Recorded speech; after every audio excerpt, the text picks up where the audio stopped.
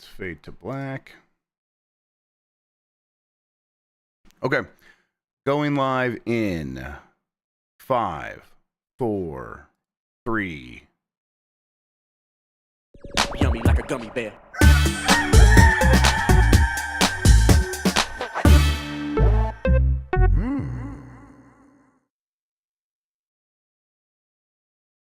It's the internet. You're busy. Let's do this for December 18th, 2024. For the next hour or so, let me help you sort through the world of gaming on Game Mess Mornings Live with me, Jeff Grubb. Today, is Skibidi Toilet still popular with the kids because they're putting it in Fortnite? But first, please join me in welcoming today's co-host to Game Mess Mornings. It's Sean, TurboShawn McDowell. Sean, how are you doing? Is that why you brought one of the GB kids in? Because I hate to disappoint you, Jeff. I don't know what the hell any of those words meant. I think you know less about Skibidi Toilet than I do, actually. That's right. Yeah. I learned about that from you like a month or two ago or whatever. That's right. We're letting Lucy take it easy today, so you jumped in for us. Now, how are you doing? I'm good. A little tired. We had a very busy week last week that I'm still catching up on sleep from, pretty much.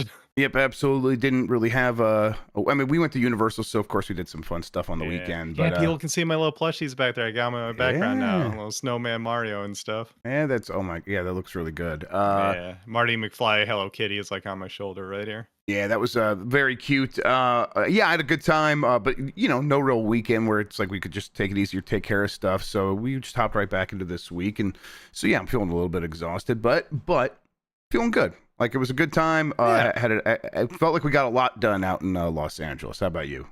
Yeah, definitely. We did some good shows. I'm proud of what we did with the countdown stream. I think you did a fantastic job hosting at night, and we had a really fun time doing our Game of the Year discussions. All 4 days of them, back to back to back, is how we recorded them. But that was a blast. I'm glad we like we've been teasing, we went back to more of an old school format for the top 10 too. That was a really good discussion. I think a little debating, a little arguing sometimes here and there, but I think at the end of it, we were proud of what we put together. We had a lot of fun doing it, and we were all cool afterwards. So you know what? It's all good stuff, right? Yep, absolutely. It was definitely something that I was happy to get back to. I think of the Game of the Years I've done here, I don't think we've really done that style. I think we immediately went into the Eurovision style, and I part of me I think prefers this way of doing things. Right, because at least that way, if there are things that we want to debate, like I won't spoil it for anyone, but like we had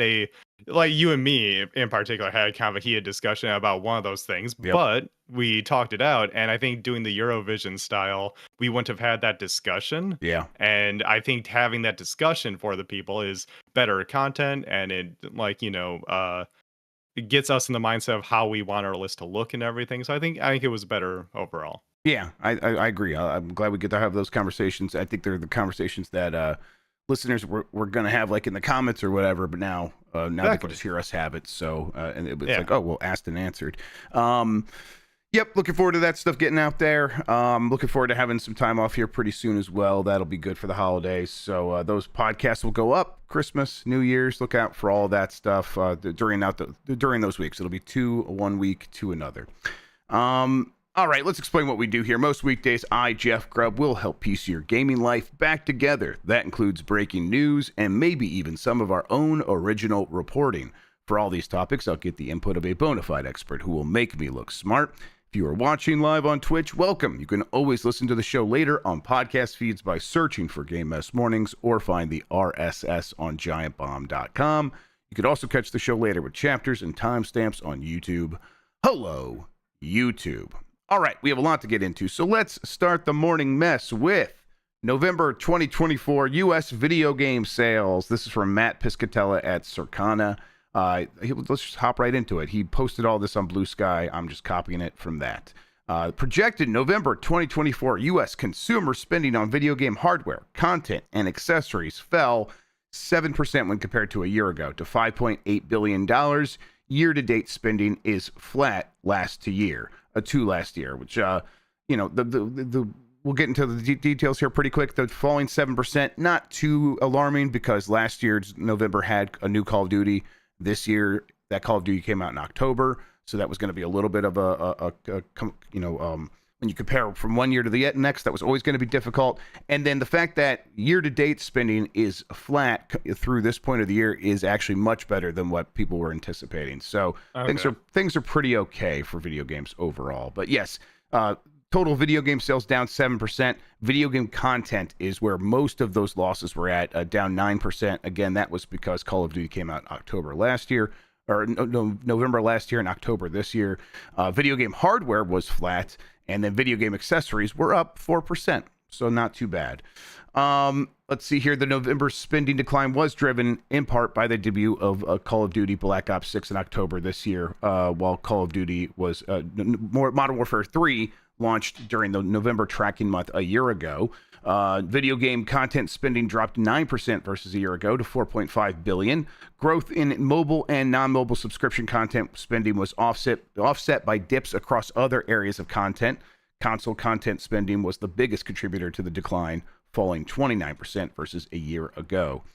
Here's something worth noting, that non-mobile video game subscription spending grew 8% when compared to a year ago. That's because of Call of Duty as well. So apparently that really did have a pretty big positive impact on Game Pass, and at the same time the game sold very well at retail. So they kind of got the best of both worlds with that one, huh? Right. And that's, I think, what their strategy is in general moving forward, as we look to stories about them not wanting to keep as many things exclusive anymore, if anything for that matter, because this is what I've been saying for a long time. They get all the money. Like, maybe things look different in the near term, but yeah, if you can get your subscription to grow while also getting the traditional model over there on PlayStation, it's kind of a win-win, right? That's right. Yes, I mean that seems to be where they're headed. We talked about it on Bombcast yesterday, that there was the story going around that they're done with exclusives. If anything, they have timed exclusives like Indiana Jones going forward. Seems like they're going to pull off that Band-Aid and just do that. Yeah. And then the result is probably going to be mostly positive for them, where, the people that are into Game Pass now, most of them likely won't just abandon it to go like, well, then I'll just go get a PlayStation and buy the games there. They seem to be happy with this way of doing things, so they can maintain that, maybe grow it here or there with something like a new Call of Duty or a massive new Game of the Year game maybe that they might release. That could still grow that side of things, and then everyone else could just buy those games on Steam and PlayStation or Xbox, just get the retail copy, and it's options, and options are good for the consumer, even if you might feel a little weird if you've invested in an ecosystem, but I think we've sort of taught that one to death at this point. It's ultimately going to be good for everyone. Absolutely. From the top 20 best-selling games of the month, Call of Duty was number 1, Madden NFL 25 number 2, EA Sports Football Club 25 at number 3, EA Sports College Football 25 at number 4. It jumped back into the top 10. Apparently, some sales helped with that. Dragon Ball Sparking Zero, number 5, after being number 2 last month. Still hanging around, though. Oh, that game's selling very well, yes. Yeah. Super Mario Party Jamboree, up to 6 after being number 7 last month. Mario and Luigi Brothership actually sold less than Super Mario Party Jamboree in its second month. Yeah. Mario and Luigi Brothership, new release at number 7. Yeah, I mean... I think you'd like to see it maybe be above there in its first month, like its debut month on the chart, but no, couldn't. And it's never sell as well. Doubt. Yeah, not as well as Mario Party. Against Mario Party, yeah, in any metric for sure. Yep. Sonic Cross Shadow Generations was number 8, number 9, NBA 2K25, and number 10, Dragon Age: The Veilguard, after being number 6 the month before. So that one's also still hanging around. I know there's some questions about has that game hit. It's clearly not hitting as hard as it possibly could, but still being in the top 10, I suppose, is something of a good sign. And then the other new games, Dragon Quest 3 was number 12, and My Sims Cozy Bundle number 19. So there you go. Mike Benai's favorite bundle. Yes, exactly. He loves cozy bundles. I don't know. Any big takeaways from this month? I mean, it's good to see Dragon Quest there, I guess, relative to the scale, because this doesn't quite say, a number. I don't know how much, but it's good to see an old school RPG, at least in the top 20 there, relative to everything else. That's cool. Marvel, is there at the bottom at number 20, MVC collection. So it's good to see people picking that up. I think also because of sales and stuff. Yeah, I think so. I think maybe nothing too surprising this month, though. Yep, same. For year to date, EA Sports College Football 25 still the best-selling game of the year. There is more to that. We'll get to that story here in a second. Call of Duty Black Ops 6 repeated as the month's best-selling video game, ranking as the number 2 best-selling game of 2024 year to date. Price promotion helped several titles make gains in the November sales rankings when compared to October. That includes Madden, EA Sports FC 25, and Marvel's Spider-Man 2, which is number 14 on the chart.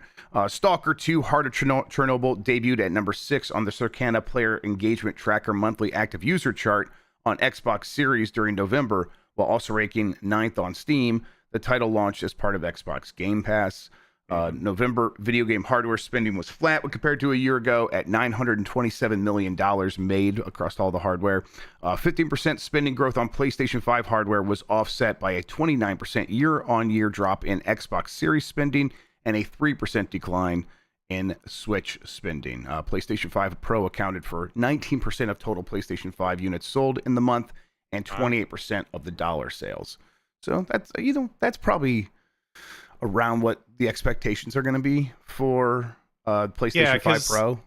In the long run, PS4 Pro was it 10%? 10%, yes. Right? So starting off at 20 and then it'll eventually peter out. That sounds right. It'll peter out, and it's got the late start. Like there's already a ton of PS5s out there, and there was already so that sounds like that's how you get to a end of generation split around 10% by starting off at 20%. By the way, before I forget, chat, remind me that the MVC collection got its physical release that includes a comic book in that month. And so those sales are probably accounting for it going from 87 to 20 on the chart. Yes, exactly. So it was number 87 the month before, jumped up to 20. Yes. All right. Let's see here. Anything else worth mentioning? The DualSense wireless controller Midnight Black was still the best-selling gamepad in terms of dollar sales for the month. Because those things break like crazy, and people want the black one because they want a white controller. Exactly. Okay. Yes. And actually, this might actually be the first month in a while where the DualSense Edge wasn't the number 1 selling thing in dollar sales, but this is the kind of thing that does sell really well during the holidays. A just typical controller. Yeah, you pick it up as a second controller for like the new console you're getting for yourself or for someone else. Yeah. That's right. All right, so let's get into some of the other stories from this. Nintendo Switch has now outsold the PlayStation 2 in the United States. This is from My Nintendo News. The official United States hardware and sales tracker Circana has revealed today that the Nintendo Switch has finally outsold the dominant PlayStation 2 console in the United States. The Nintendo Switch family of systems has now shifted over 46.6 million units since launching in March 2017. This means that the Nintendo Switch is now second only in the United States to the best-selling Nintendo DS console, which proved to be a force to be reckoned with. This is the quote from Matt Piscatella. Lifetime unit sales of Nintendo Switch have now exceeded those of PS2. With its 46.6 million units sold life to date, Switch now ranks second all time. I don't know if he put out a number for what the DS is at in the United States. It's probably not too much more than that, but I could see it around 50 million maybe in the United States. But hey, the Switch outselling PS2 just in one country, a major market like this, that's impressive. Yeah, it definitely is. And not too surprising, frankly. The Switch has been a bit of a phenomenon, right? And it feels equivalent to when the DS was around and you saw it just absolutely everywhere. And the PlayStation 2, of course, was just in most homes across the US at that time because people want a DVD player. And so it's impressive that Nintendo is still keeping this momentum going with a dedicated gaming handheld that doesn't really do anything else. Like they're even closing some media apps on that platform. So the fact that it is just a dedicated video game console that you'll pick up for yourself and your family, or you'll buy a light for the kiddos to play like Pokemon and stuff on. They're doing really well with it, and I think we're seeing the results here. Yep. I mean, God, even the Wii had a benefit of that media stuff, right? Where it's like that was what a lot of people watched Netflix on. And the Switch just Yeah. doesn't have any of that, really. I mean, I guess my No. kids sometimes watch YouTube on it, but that feels unnatural. Yeah, like so many discussions have been had before, just smart TVs and Chromecast, if Right. nothing It's else. Like pointless everyone now. has a million ways to watch that stuff already, so you don't need it. So yeah, the Nintendo focusing on that stuff, I think people gave them some crap early in the generation. Even I thought, man, this is a little bare bones, guys. You could put like an apps page over there, like the PS5 eventually got, but nope. They focused and they put out a good product, and this is what we see afterwards. Gotta say, as much as smart TVs are ubiquitous, I used YouTube TV on PS5, and boy, that just Mhm. works way better on a very powerful console than on a Oh yeah, TV. when you got like insane hardware behind those streaming apps, like I still, because I have my PC hooked up to my TV, I'll oftentimes just like fire up.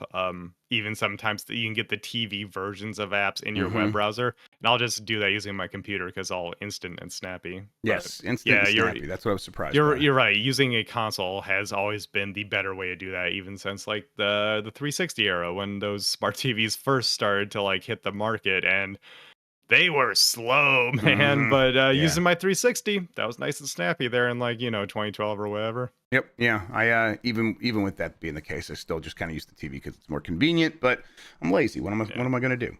Yeah, we know. EA Sports College Football is now the U.S.'s best-selling sports game of all time. This is from James Batchelor at Mm, GamesIndustry.biz. Electronic Arts College Football game is now the biggest-selling sports video game in United States history when it comes to dollar sales.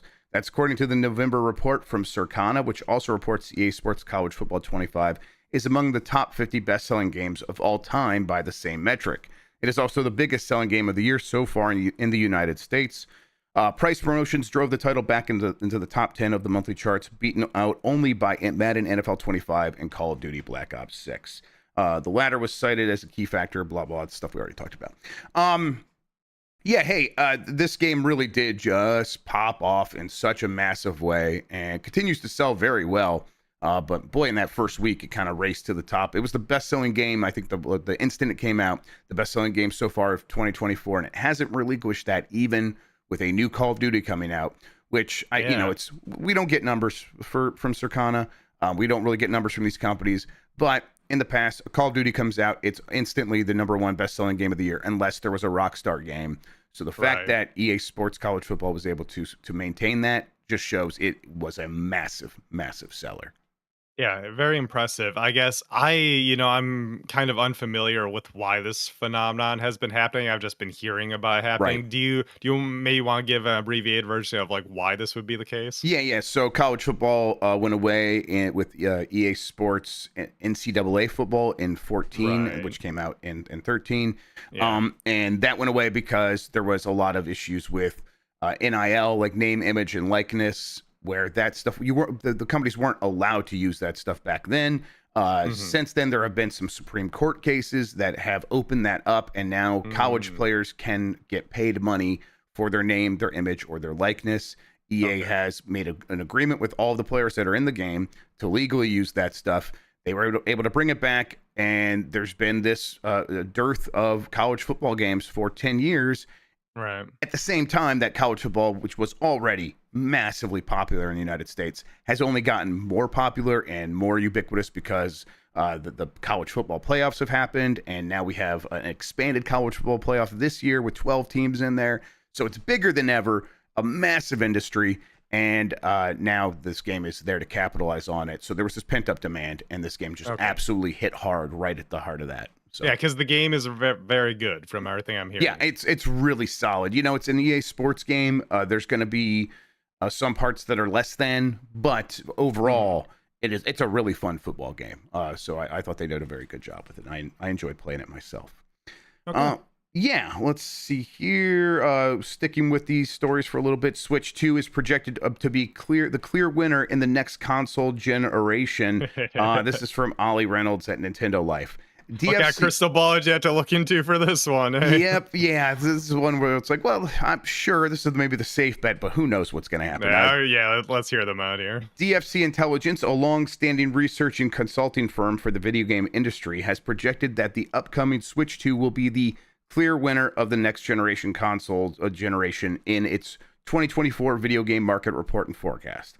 The report states that the Switch successor, due to be officially announced before the end of March 2025, is projected to sell between 15 and 17 million units in 2025, provided Nintendo is able to maintain a healthy supply. Looking ahead further, DFC states that it will likely reach 80 million units by 2028. As for the competition, DFC predicts that both Sony and Microsoft should release new systems by 2028, but says that only one of them will be successful. It refrains from specifying which one at this point, noting that the hypothetical PS6 would have the advantage of a loyal base and strong IP, while Microsoft has the option to pursue alternative software and distribution models. Okay, I mean, if we have to sit here and make our bets today, this sounds right, but who knows, right? Oh, what's up? The whole only one Xbox or PlayStation will be successsul. I wonder which one. I know. Meanwhile, Microsoft's over here with the "this is an Xbox" campaign. Gee, I wonder which one they're talking about. Yes, it's probably God. We get it. We know what's going to happen there, basically. Yeah. And then I think, the Switch 2 sort of comes out and is just what everyone expects it to be. And then there's a new 3D Mario and a new Mario Kart and a new Animal Crossing and all these things. And then maybe one or two surprises. This thing probably does race to 80 million units by 2028, which puts this system far ahead of like where the PS6 is going to be launching in a few years. Although not that matters all that much, right? No, I don't think so. This is all just so funny to me because, of course, a Nintendo that is doing well is going to do better than the competition because of how entrenched the brand is. And that's just always the way it's been. They've fluctuated. They've made big old mistakes in the past, certainly. But when Nintendo is firing on all cylinders, they do shoot ahead of the competition, as we saw with the DS and the Wii, and now with the Switch and everything. It makes sense. It's just going to happen. Absolutely. Yeah, I mean, there's always the chance that they beef it. They get something wrong. The Exactly. console is less exciting than people realized, and then you look around in 2 years and like, man, people are not talking about the Switch 2 the way they talked about the Switch. Maybe people are just over it. They're just play Mario Kart still. As a sequel, unless it does something revolutionary, like the PlayStation to the PlayStation 2, it's going to sell less than the previous console, like for sure. That just makes sense as well. It's that way anytime you have a sequel to something. But as long as they're not going, down a Wii to Wii U route where it's hard to convey what the product is, then I think they're going to be perfectly fine. Because if it's more of the same and you just say, if you just make it very clear, it's so powerful and it runs these new games that your old thing doesn't run, and you just, make that marketing very clear, it's still going to perform very well because people want the new Nintendo thing. And in the long run, as the systems go down in price and everything, they're going to say, my kids want the new thing, and it's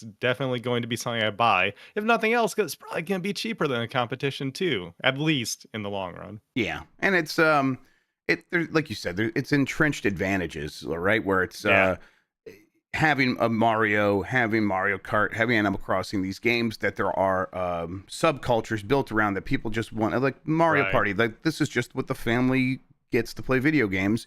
Here's the new one. Oh, the new one's on the Switch too. I guess it's been a few years since we got a console, and it's only this much compared to that. But you're right. All that stuff is just built in. And then, very quickly, the advantage becomes, and that's where Pokemon is. And it's like really hard to overstate how important that is. And it's like that is an automatic several tens of millions of consoles sold because of Pokemon. So yeah, Pokemon alone is such a wild advantage to have because we talked the other day about like the most it was when we were doing Astrobot speedrunning and Jordan was here and we were like the most overrated video game series. I think about that one a little bit, and you and Dan instantly said Pokemon, and me and Jordan were like, no, it's not Pokemon because Pokemon fans hate Pokemon. Right, so it's properly rated. Yeah. We just buy it anyways. But and I think even if the parents who are going to be buying consoles in the next decade here are now from our generation, and it's like millennials buying consoles for their kids, and obviously we are much more knowledgeable as a generation totality of video games, and it's not just we know Mario and then after that it kind of peters out a little bit. No, like people who are in their 30s and 40s are aware of video game culture in general, as well as even the casuals are just, they know Mario, they know Mario Kart, they know Smash, and so they will instinctively think to themselves, "Oh, the thing to get for my kid is going to be a Switch slash Mhm. Switch 2." Yep. So that's yeah, all the advantages there to Nintendo. But that's why it's, I think, impressive that currently the PS5 is doing as well as it is because it's selling to, I guess, a different market in general and doing very well there. So I think that's also why that would be the console to watch between the two Xbox and Xbox and PlayStation in the next generation. Yep. All right, let's take a quick break. When we come back, let's talk about Amy Hennig's Marvel game, which we have not mentioned in a little bit. We'll do that right after this.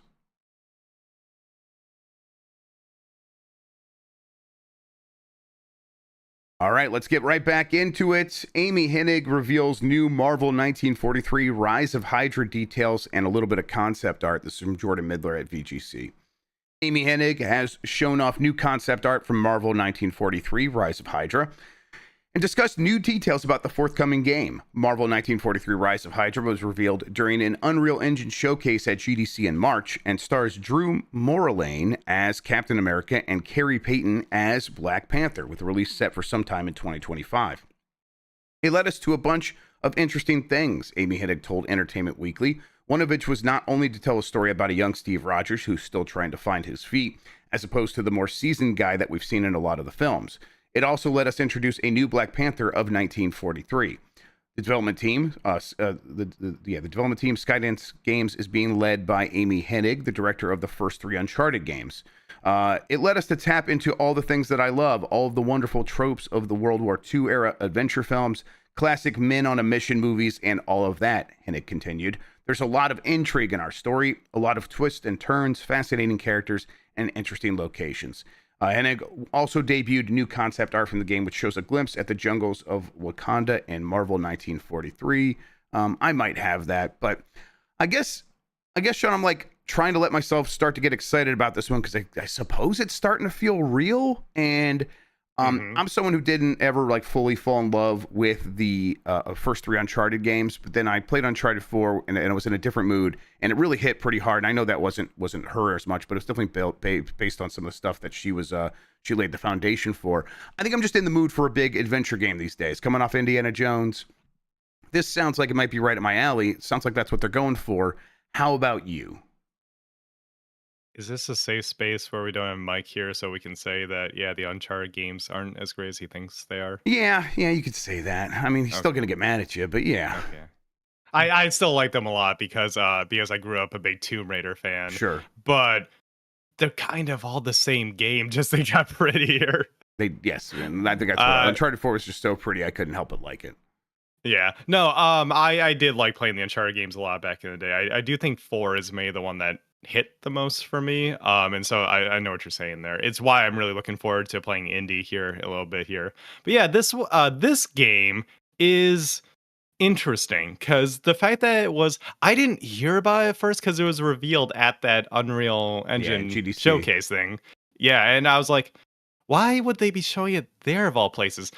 And then you watch it, it's like, oh, this game is pretty. Yeah, it looks That's real why. good. Yes. It looks real good. And yeah, assuming that this is, just like all in-engine real-time stuff, even if it's cutscenes, dang, that looks good. Yep.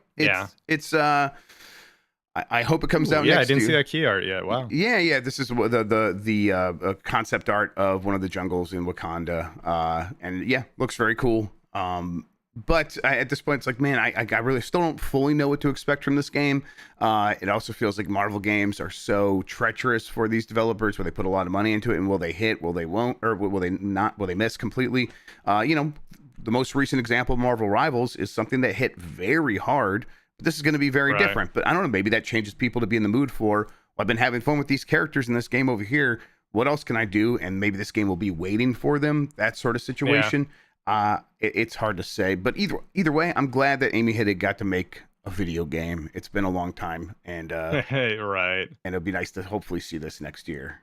And if this game is going to carry maybe some of the legacy that she worked on, and having more of like, say, the PlayStation cinematic game feel to it, I think a game that is MCU coded is a very good choice for that, because that's kind of how those movies have always felt to me. And so I think this is a good fit together, right? Yep, absolutely. I think it's a good fit and has the potential to kind of be the game that people were kind of always hoping they would get from a Marvel video game. Obviously Spider-Man has done exactly that for a while now, but then I think people say, okay, now we're going to have a Captain America and Black Panther game, and they imagine probably what this is going to be and not necessarily what Marvel's Avengers was from Square. So yes, I think there's a chance for this one to do very, very well. It could be next year's Indiana Jones, right? That there's a real possibility that that's how this goes down. Next year? Well, okay, yes. Next year's Indiana Jones could just be Indiana Jones still for a lot of people. Well, I'm not sure this game is next year. You know I mean, like, apparently it's supposed to come out in 2025. You're right. People say a lot of things nowadays, and we've seen no gameplay as far as I know. I think I'm with you on that I will be very surprised if this comes out next year. Yeah. All right. Helldivers 2 gets Killzone cosmetics from Alberto Garrido at Game Reactor, winner of Best Development Game and Best Multiplayer Game at the Game Awards. Helldivers 2 is now in the midst of a new campaign to expand democracy against the new faction of the Illuminati, or Squids, as the Super Earth propaganda machine is already taking care to tell each soldier what the new Truth Enforcers War Bond and all, but it's time to call in some outside help. Arrowhead has just announced that it's the first official Helldivers crossover will begin, and it will be with Guerrilla Games' now defunct Killzone franchise. Helldivers will be able to equip Hellghast-inspired armor, which is hardly democratic, but that's another topic, as well as a cape, flag, and title badge, all based on the game. Plus the STA-52 assault rifle, which I think is also from Helldivers. From Killzone.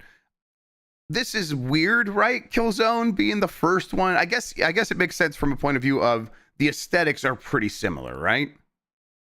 So we're dressing as the Nazis?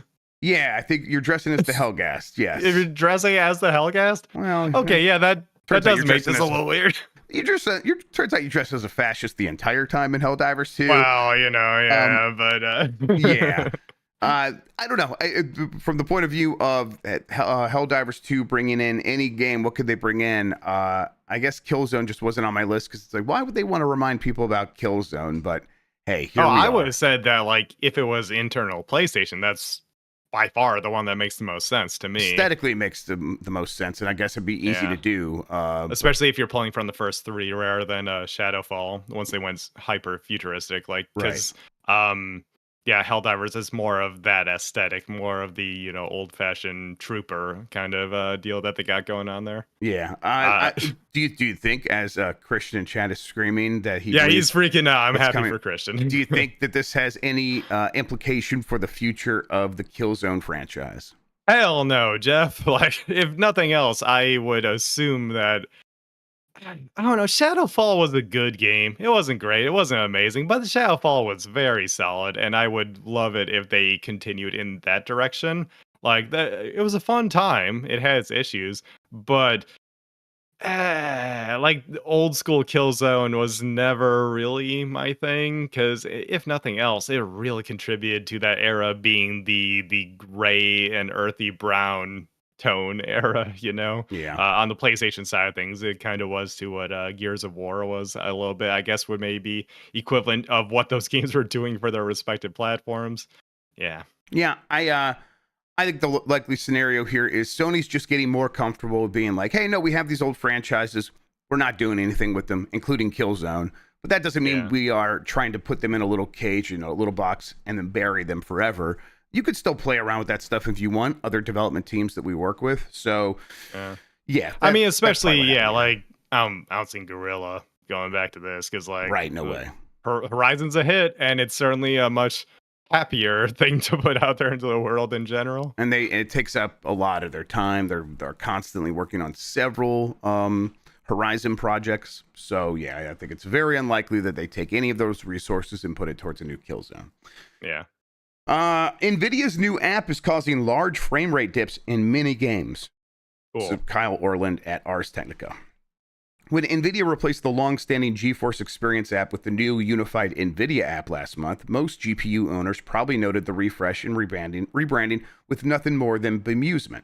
Now testing shows that running the new app with default settings can lead to some significant frame rate dips on many high-end games, even when the app's advanced AI features aren't actively being used. Tom's Hardware noted the performance dip after reading reports of related problems around the web.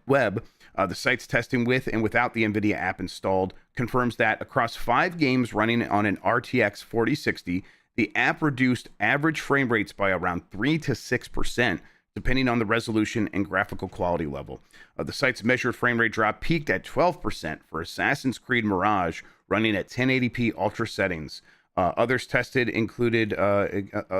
games, including Baldur's Gate 3, Black Myth Wukong, Flight Simulator 2024, and Stalker 2, showed a smaller drop at most settings. But 3 to 6% is not nothing. That's like sometimes you can go from one GPU generation to the next and stay in the same stack, and that's the performance improvement that you get. It's like 5 to 10%. So that big of a hit is pretty rough. My understanding is what's happening here is there are AI features in the filters that you can apply to these games inside the Nvidia app. The Nvidia app brings all this stuff into one place. It also is the thing that enables you to upgrade your GPU using the app without having to sign in. So there's benefits to this thing. You're going to want it to work long term. Yeah, without having to sign in. Thankfully for once, I know. But that's nice. But apparently the filters app that you could apply to any game is just running in the background, and even when you're not using it, even when it's turned off, it is using resources and causing a big I mean, those have always been there, but they haven't been AI powered, so they haven't been using the hardware of your GPU in the same way and to the same level. Yeah, I mean, but when you have them turned off, presumably they wouldn't affect your game at all. So the fact that when you have them turned off now, it's actually hurting the gameplay. The recommendation here is, don't use the Nvidia app until this is fixed. Go back to GeForce Experience, uninstall the Nvidia app, or completely. There's a way to completely remove those filters from the Nvidia app. That's another thing you can do. If those are what's doing it, because those filters aren't going to be a game changer. Yeah, you don't. I think I looked at those once and be like, no thanks, I'm okay. That's weird. This has me wondering how well do those new Intel cards work on Linux? Because maybe I'm looking at making a new build. Maybe I just make the jump in both directions. Screw it. I'm getting tired of Windows. I'm getting tired of Nvidia. What if I just, what if I let myself be the guinea pig and see how that goes? That's where I'm at right now. Do a Steam OS build with an Intel graphics card. Yeah. A slap either Ubuntu or because I wonder, do those work with Bazite? I know Bazite's drivers favor AMD, but I'm kind of wondering about that. I bet they do, but yeah, I don't know. Yeah, I'm not I don't know. God, I'm just so tired of the PC space slowly being ruined by the major companies not understanding what players want. And like Nvidia is doubling down on all this tech bro AI stuff and everything. And it's like, we just want performance from the games, dude. We don't want all of this added tacked on stuff that your app is going to force on us and stuff. So if your app is bad, boy, that's a bad look, because we kind of need it for our stuff to work properly, Yep. Yeah, for sure. They don't. We don't want it. We're not asking for this stuff, but investors certainly are, and that's what they're doing here, and it's also very frustrating. Nvidia has felt a little misguided for a while now, because one of the reasons I'm looking at those new Intel cards is they got 12 gigs of video memory on them instead of the 8 that Nvidia keeps insisting that, that's all people need, so that's all we're gonna put on there to cut costs for us and make higher profit at $400. I don't know. It's feeling like with my next build, I think the smart thing to do is to just wait and see what Nvidia announces for their next generation at CES. Series, it's going to be the 5000 series here. Let me tell you, Jeff, if that 5060 that they announced, if they announce it there, has 8 gigs of RAM, I'm just going to say this company has no idea what the hell they're doing. Yeah, that's fair. I really am addicted to DLSS. Well, I just need it on. I don't even think about it at this point. It's it'd be hard for me to lose that. But not even every game supports DLSS yet, so I guess no. And what's important is that the alternatives are getting better. They're getting better, yes. And Intel stuff actually is XLSS or whatever. XESS. XESS. Which, if you believe their old marketing, should be ZSS. But God, I'm never going to call those Z. Yep. But yeah, they're. even FSR is getting a lot better, which is important for consoles because that means the console players can have this really cool upscaling too. Even if it's not as good, that's really good to see. But yeah, the people who do testing, like Digital Foundry and stuff, they're saying that like XeSS, when properly implemented, like DLSS, is kind of similar quality. So Yep. it's cool that people are getting cheaper options that look good because the market leader doesn't want to do that right now. Which hey, I'm always trying to tell people PC gaming is not as expensive as you think it is if you're sticking around console specs and putting out cheaper cards like Intel is doing. It's a good look for them, and Nvidia having issues with their app here even is not a great look for them. Yeah, I think ideally what comes out of this next couple of years is those Intel cards that are 250 just crush, just do very, very well.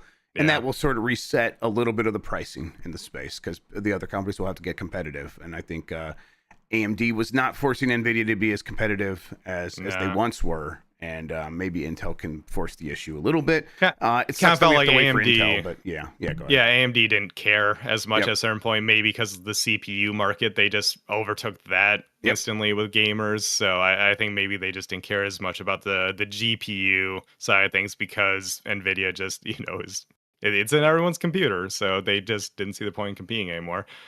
Yeah, shout out to Intel on those new cards. They're looking pretty nice. Yep. Why is there an image of Mark Cerny talking about flopflation going around? I guess, PlayStation has posted a 37-minute Mark Cerny video, PS5 Pro technical seminar at Sony Interactive Entertainment HQ.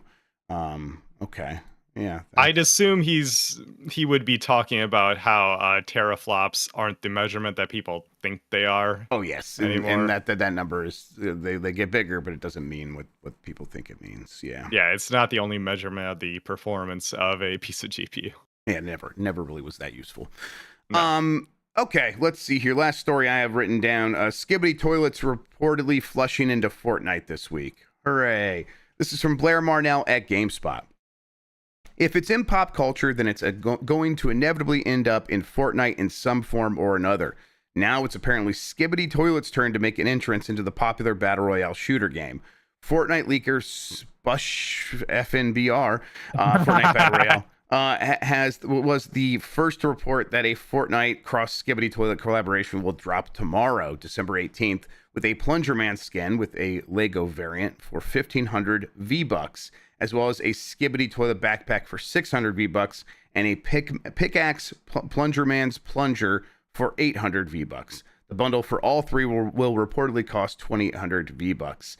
Skibidi Toilet is the creation of Alexei Gerasimov, whose YouTube channel series debuted a series of machinima shorts depicting a war between toilets with human heads and the Alliance, people who have electronic devices in place of their heads. Earlier this year, Gerasimov reportedly entered talks with director Michael Bay regarding the Skibidi Toilet film and TV series adaptations.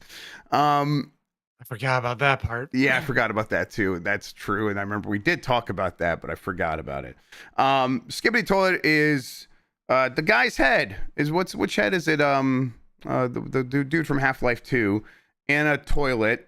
And yeah, which one is it the G-Man? Is it G-Man? I think G-Man might be one of the other creatures in the universe. It is. The people are saying it is G-Man. It's like G-Man.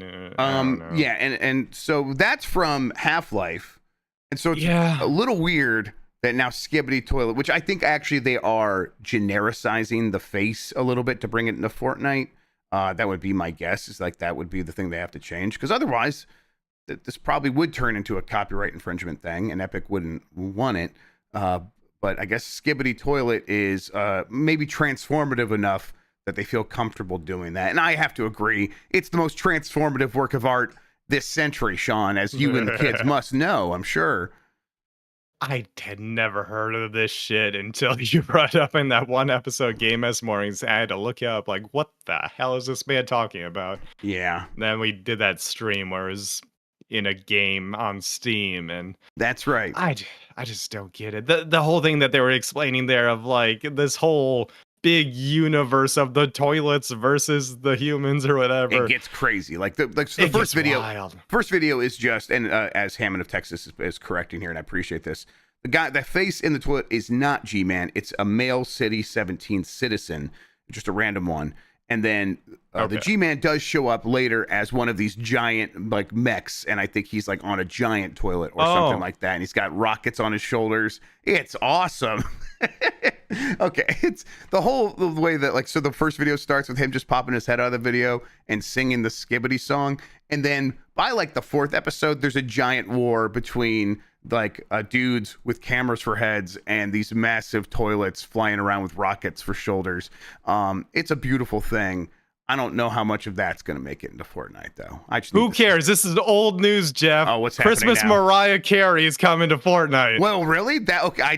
You're right. That's way more That's important. the good news this morning. Is it Hell like yeah. the cover from her, like of her album? Is she in that outfit? Yeah. That's like maybe the most Christmas image that has ever been recorded by human beings. All right, that's Hell fantastic. yeah. Is that dropping tomorrow as well? I have no idea. Someone just posted it from one of these leakers that I always see. Okay, it's probably coming very soon. So it's already December 18th today. And they'll want to drop that here Oh, soon. that better be a song in festival too. Yeah, I mean, there we go. Actually, should be able to play it on the menus and stuff. One of the menu songs. Yeah, Fortnite's back. I think so. I think it might be back. All right, that's fun. All right, we'll find out what else Mark Cerny is saying and maybe talk about that tomorrow on the show. But I think that does it for the headlines on this episode of Game Mess Mornings. Let's get to the poll question, which I have over here. And this is from a long time ago. 2 weeks ago? What? Yeah, it says 9 days, so not as bad as sometimes. Okay. Have you played Marvel Rivals? There it is. 29% said yes, 71% said no. That was 9 days ago. I suppose people could have kept voting on this. I think that number's just going to keep getting bigger, but that's pretty big, I guess, for a game that just came out. 29% of respondents of the almost 4,000 people who voted, saying that they have played this game. I don't know. I have enjoyed what I've played of this game, but when we were playing Call of Duty last night, I was like, I'm good with just sticking with Call of Duty for now. Is maybe how I'm feeling personally. They fill enough of different niches that I think they can each stand alone. And I think a lot of people are going to pass on Marvel Rivals because of how much it is just Overwatch. And even if it's like Overwatch remix, basically. And I still find that very fun, especially as someone who felt a little burned by where they took Overwatch and then Overwatch 2 kind of being a mess. I think Marvel Rivals is a very fun time, and they're doing a lot of things right with it, like putting it out as free to play with a bunch of characters right off the bat. I think it's a quality game. I'm having fun with it, playing it with my friends, but I totally get if people want to pass because they felt like they've been here and done that, Yeah, or even been there and done that with Marvel stuff for the last decade and a half, where it's like I'm just not excited about these things anymore. That's true too. Yeah, people have Marvel fatigue. Yep, I get it. I get it too. Yeah. All right. Yeah. Jeff, please. Breaking news on this whole Fortnite situation. Please, I'm hearing that it's not just Santa Mariah; it is Santa Snoop and Santa Shaq as well. Fantastic. Okay, that'd be great. I would like to do an Oops All Shacks. That would be fun. Oops All Shacks would be good. Santa Shack though. He has Christmas grenades on his belt. What the hell? That's just how he lives. That's just how he walks. Okay. Nikki's saying we missed it. Shaq's not in the store. Okay, now Nikki's saying wait. Wait. See. Our Fortnite reporter on the ground may have their wires crossed. Well, either way, I guess we'll find out. Yeah, I guess we'll find out. We are checking. Okay. Okay. Thank you, Nikki. Doing good work out there. You know what? Then let's do this new poll question. Are you still playing Helldivers 2? Kind of curious to see how people are feeling about that. They've done a lot of updates recently, a lot of new stuff. So seeing if people are hopping back into there. We'll get the results of that and talk about it here on Game Mess Mornings on Giant Bomb. Speaking of Giant Bomb, GB at Night should be on the Bombcast feed and the GB Presents feed today. The video should also be on the website. So if you're looking for that, go ahead and track that down. Right. It was a good time. Really enjoyed talking to everybody. Definitely. Yeah. It was fun to watch. Good. Glad you're able to make it. It was a fun time. Yeah, it was nice hanging out with everyone. Also, speaking of Giant Bomb, we are going to play Marvel Rivals here in a little bit on the website. Speaking of. Looking forward to that. Oh, that's right. I got to make sure I'm updated because there was a big update, wasn't there? It's a small download. It's a big patch, is what is like okay. decompresses. It's very large. Oh, it looks like it might have been updated already. It might be good.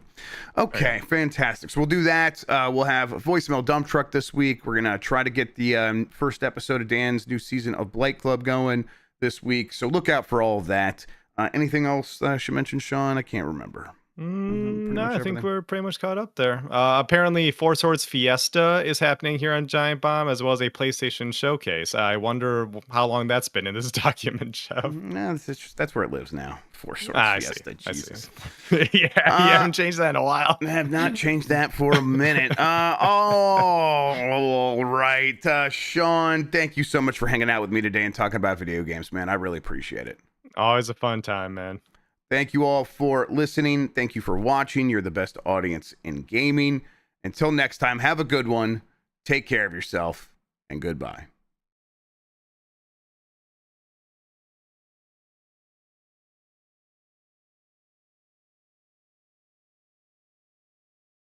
All right, off of YouTube.